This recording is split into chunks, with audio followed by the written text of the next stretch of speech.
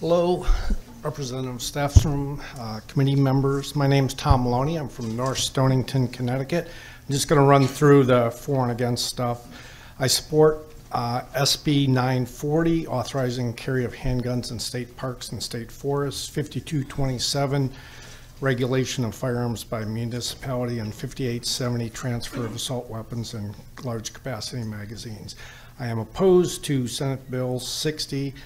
I'm here every year for this one, and that concerning the presentation of a carry permit. HB 7218 is currently written, 7219, an act concerning ghost guns, 7223, storage of a pistol or revolver in a motor vehicle.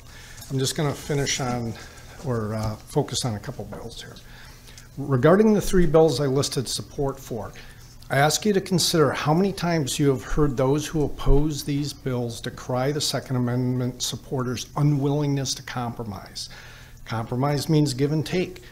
And yet I don't have a single example where gun owners have seen any beneficial bills come about. We have only had our rights taken with no compromise from the supporters of gun control. These bills being considered today represent an opportunity to recognize that one of the most law-abiding segments of our society deserves something out of this legislative process as well.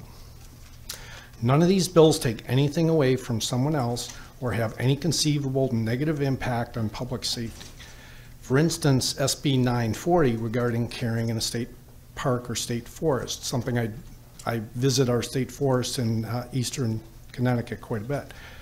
I'm perfectly legal carrying a sidearm on the roads leading to a park or forest, and yet because of an arbitrary and bureaucratic reasoning, I cross a line that suddenly makes the same activity illegal. No logical person can claim that we trust someone on one side of a property boundary and not on the other. Even more absurd, I'm a licensed hunter. I can drive to a state forest, park outside, secure my defensive handgun in my vehicle, remove a rimfire handgun, and go hunting in the same forest that I can't carry other gun in. I urge you to consider these three proposed bills favorably. Regarding my opposition to SB 60, again, as I mentioned, this bill's become a perennial favorite of the anti-gun groups, and every year we're forced to remind the committee that Fourth Amendment rights apply to all. The marginalization of any group, the marginalization of any group by diminishing their rights hurts all Americans.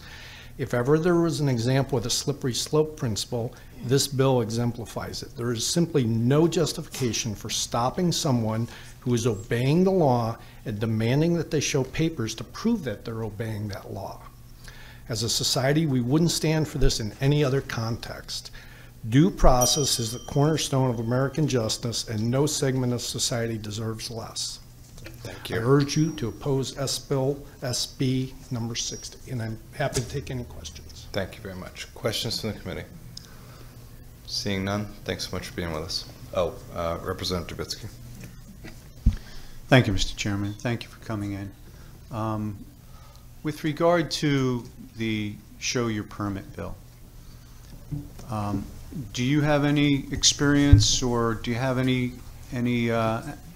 anecdote that you know of that would be affected by this situation if that were passed? I personally don't. I really, and honestly, where I live in rural eastern Connecticut. We tend to be more gun friendly there. Even if I did open carry, and I don't choose to, I probably, would be happy to show my permit. But I really object to the difference, and it hasn't been clarified here today. There's a difference between showing your permit because you've been asked and being compelled. And I really think the Fourth Amendment rights are what's being overlooked here, that we're saying everybody deserves Fourth Amendment rights except for this group. Okay. When you came here tonight, or this morning, I don't know what time you got here. Very early. Can you identify all of the towns that you traveled through? From North Stonington, I can't identify all of them, but it's more than a dozen, I'm sure. Okay. How would your trip have been affected if there were a separate firearms law in each of those towns?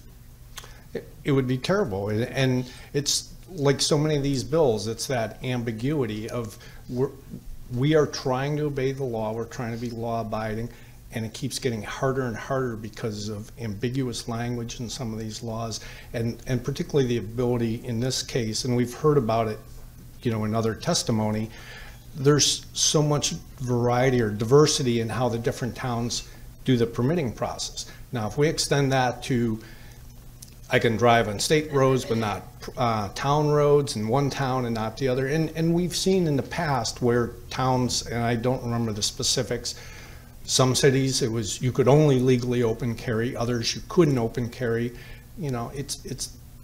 That's the wrong road, obviously, to go down. Let something that's guaranteed by not just we've talked a lot about the U.S. Constitution, but also the Connecticut Constitution is very clear in our, Second Amendment, or in that case, the 15th Amendment, right?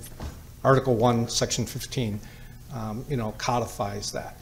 And to let towns arbitrarily start to make up their own laws is just unfair. Okay, well, I think tell me about the Connecticut constitutional provision, because it seems like that would be most applicable when it comes to having each of the towns create their own regulations. Well, it states that every citizen has a right to keep and bear arms. There's no of the language that has been debated in the past around the militia. It's actually more clear than the federal Constitution. And so I don't see how towns could go the route that some of these towns would want to go without being in violation of the Connecticut Constitution. Thank you. I appreciate your time. Thank you, Mr. Chairman. Thank you. Thank you. Further questions from the committee? Seeing none, thanks for being with us.